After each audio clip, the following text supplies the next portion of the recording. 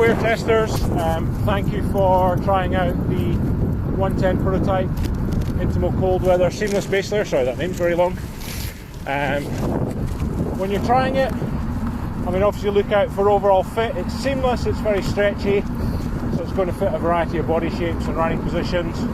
Just check there's enough length in the back, short enough but not too short at the front, and obviously sleeve length. And if you're an orangutan, then let's talk about seamless another time, how the collar feels, how the collar fits. So these are basic points of fit, but it's a very simple structure in terms of for the garment, with minimal seams. Remember, seamless means seam reduced. Then thinking really on the bike, so what are you wearing underneath? How are you wearing it? You can see I'm wearing it underneath an Inverno prototype, because then you're thinking about insulation it offers, and also thinking about how it deals with moisture. And in winter, that's really vitally important. And what we're trying to do here is have a winter base layer, a cold weather base layer that really wicks moisture. There's too much product that focuses on just being heavy and trapping air.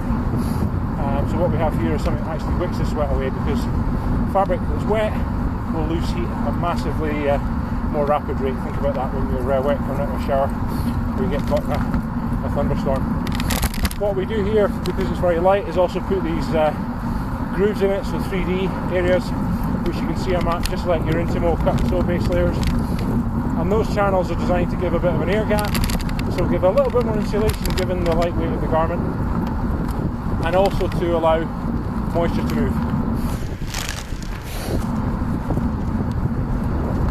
So yeah, just concentrate, hitting a button on wicking, drying time. I mean, have a look when you wash it, how quickly it dries, what the skin feels like, what the skin comfort's like when it's dry and also when it's wet. At the moment, for example, I can actually feel on the Inverno, I can feel I'm just slightly chilly on the side panels, and that's because I've just been working hard earlier and I'm quite sweaty, and also what's happening is I'm actually cooling through the jacket. So that's also where the layer on top is really, really important.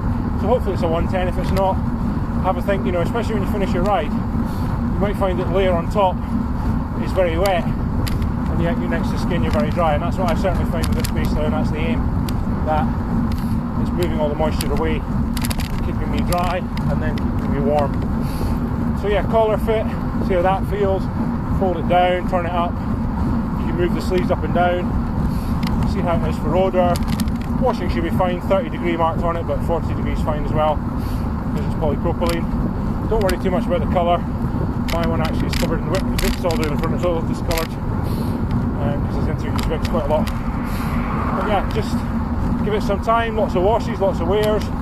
If it's very cold, try either a different jacket on the top, or try another thin, almost summer mesh base layer over the top of that, just to give you another air gap, a little bit of insulation. It's about building those layers up. And yeah, I look forward to your feedback, and thanks again for trying these products.